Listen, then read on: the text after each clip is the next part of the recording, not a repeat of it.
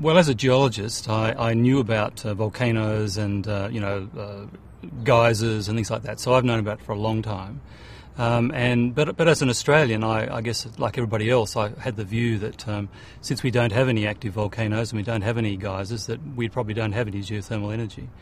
But having travelled around the world and seen other countries and learnt from experts, it was enough to sort of keep me interested. And when my colleague Doon Wyborn and I sort of got involved in this early on, because we're both concerned scientists worrying about climate change and greenhouse gas and so on. And as geologists, what could we do? And the only obvious one was to look at the possibility for geothermal. So we quietly began a research project and worked away for a number of years fairly quietly, as I say, without much money required or anything like that. And gradually a picture emerged that really there was something really worth looking at here in more detail. And so we got a bit of support from our organisation and a bit more money from other parts of the Commonwealth government, and gradually built up this picture and eventually produced this map.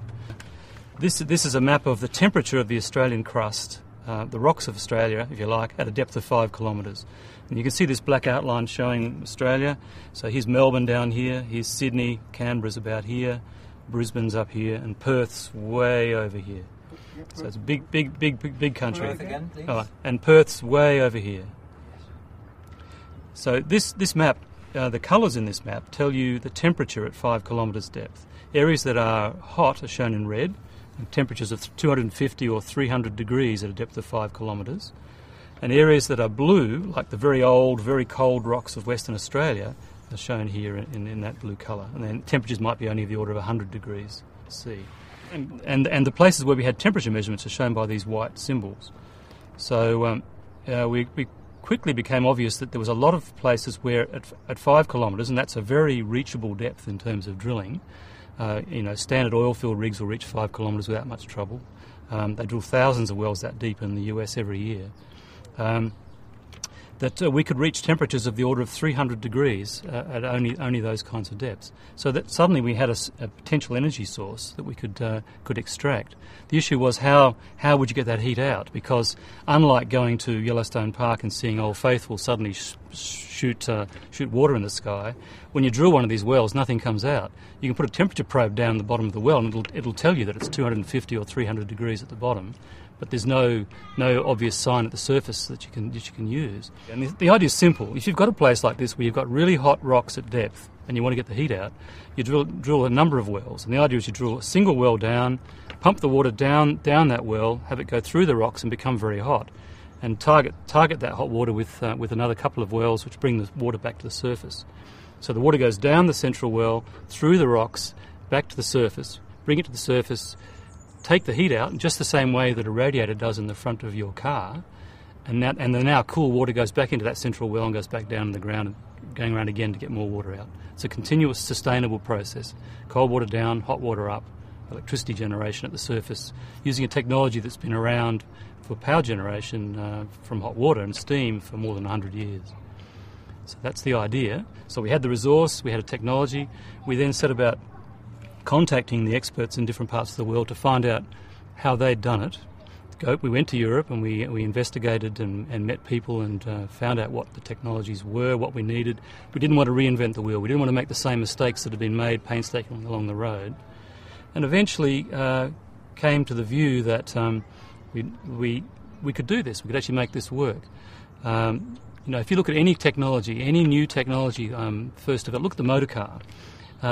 Long period of development by inventors, unproductive perhaps you could say, not actually producing much in the way of speed or distance in terms of the car, but eventually the technology gets to a point where a Henry Ford could come along and suddenly commercialise it and roll it out, and you've got huge amounts of people driving cars on the road. Same thing here.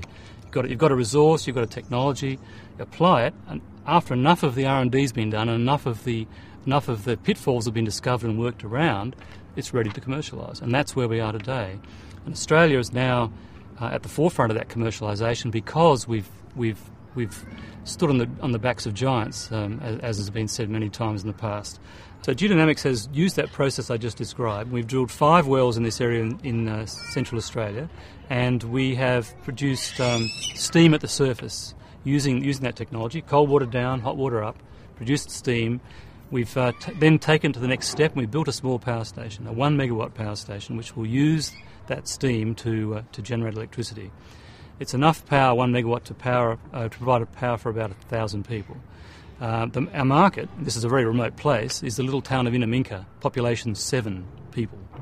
And so the people of Inaminka will be given power for free from this power station for the life of the power station by Geodynamics. So we'll get operational performance information from the plant, which we'll use to refine things in the future. They get free power. So that's the deal, and that will happen, I guess, it might be another 6 months away or so before everything goes, and it's working that way. That's the idea. The power station's ready to go. The next stage beyond that is a 25 megawatt power station, the first really commercial system. And that 25 megawatt plant will have to show the economics work the way we expect them to. If we get over that hurdle, the banks have told us that they will provide the kind of money that's needed to then build thousands of megawatts and build a power line from this remote location to the national grid in Australia to start providing significant amounts of power to the country. And we think that, ultimately we could provide 40 or 50% of the total needs of the country from just this one location. So Geodynamics is working here. We have 1,000 square kilometres of countryside which we can drill to produce the power from, and the calculations we've done say that the top 5 kilometres of rock only, there's enough in it contained energy to provide all of Australia's energy needs, the whole country's energy needs, for 100 years. The granite, we think, goes to 15 kilometres, so there's vastly more energy than I've just told you, and the temperature increases as you go deeper, so there's even better process as the temperature goes higher. So there's undoubtedly, just in this one small area, there's more than enough energy to run all of Australia. The reality will be that it will be a mix, but we can certainly make a very significant contribution.